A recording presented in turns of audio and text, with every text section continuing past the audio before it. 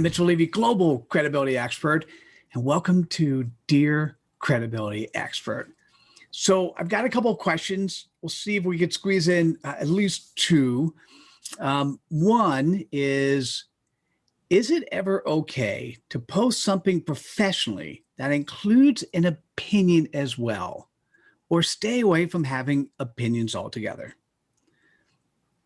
This is a great question, and this question requires context. So, should you have an opinion and be a human with a strong opinion? The answer in most cases is absolutely. Now, where do you not have your opinion? If your personal opinion conflicts with your professional opinion. So, for instance, if politics, a very heated topic, is one of those things that bothers you so much personally that you can't work with somebody who is in the opposite party, well, then you should talk about it and talk out loud. If, on the other hand, you don't agree, but it doesn't stop you from wanting to work or find other people worthwhile, then if there's no need to share your opinion on politics, then don't share your opinion on politics. In spreading cred dust, I will often, particularly an area where you have expertise, if somebody else is sharing their thoughts, ideas, actions, and you are then sharing them, i.e. spreading cred dust. Now, sometimes you could say FYI or see this or this is good. And lots of people do that. That's really the lazy person's approach. You may want to add at least a sentence or a paragraph, or this relates to stuff I'm doing. I really love this because, or if you look at this, I like this, I don't like that. Right now, for instance, with me, I have a very strong opinion that as good as integrity and authenticity is, without a framework, integrity and authenticity can be both good and bad. And so when somebody talks about authenticity, they've done a great job, or somebody talks about integrity and they've done a great job, and they don't put the context around the framework for good or bad, then I might say, hey, this is a great piece on authenticity. That said, you need a framework that puts around it to allow that people can be authentically good, because they could also be authentically bad, right? So the answer is yes, you should absolutely share your opinion. Once again, I've got to say within context. And, if you're in a particular area and that is not an area where you have expertise, I can't even come up with great examples because I was thinking so many ludicrous examples that came to my head. So what you have to think about, probably the best way to think about it is, and let me jump back to when I'm thinking about the interviews. When somebody shows up for an interview, do they shave? Well, I don't always shave, so you could see it's a little rough. But I'll be like that with clients. I'll be like that with prospects. I show up how I want to show up. I don't wear three-piece suits anymore or jackets. But I will show up in a button-down collared shirt. I don't typically show up when I do this in a t-shirt, although I may wear t-shirts when I'm not on stage.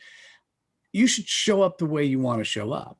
I had somebody come to the interview who's a corporate guy, and he showed up unshaven, unshowered, in a t-shirt. He looked like crap. And I said, well, what are you doing? And he says, well, it's your show. I'm going to show up the way I want. I go, great. I would love you to show up however you want.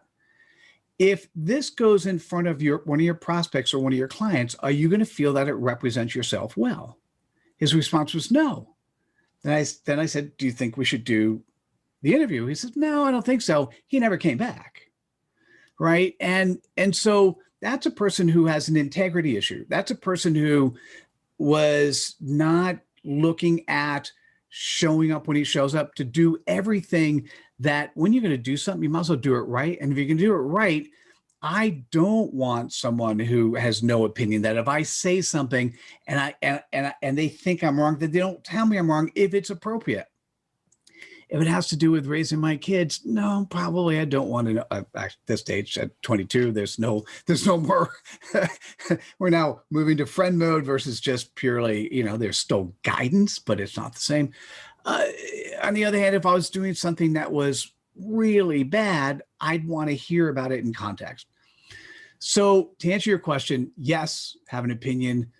That said, have an opinion that is appropriate for how you show up. And hopefully that was helpful and useful.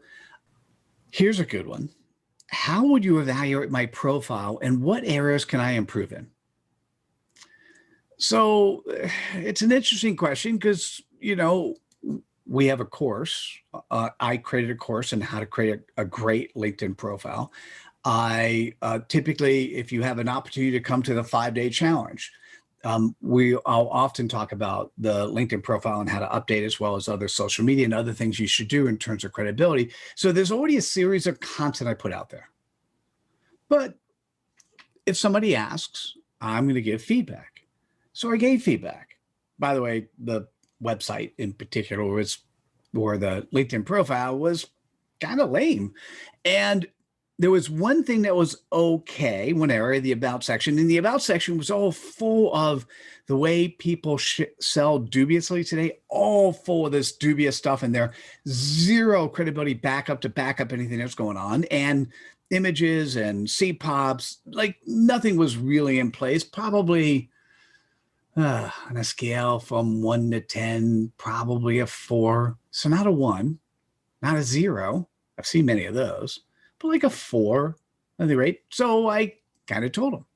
Now, if you're going to ask somebody for their opinion and they're going to spend time focused on you, regardless of whether or not you like the opinion, one thing that has to happen next is you got to say thank you. No thank you yet.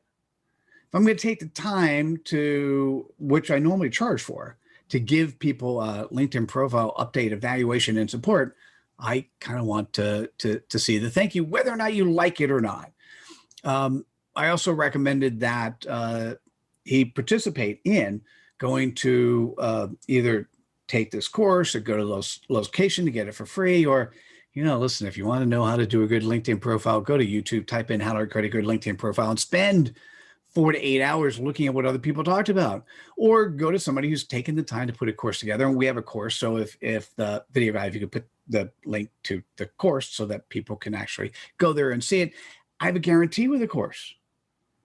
You will change the way you look at your and other people's LinkedIn profiles for the rest of your life, or you get your money back.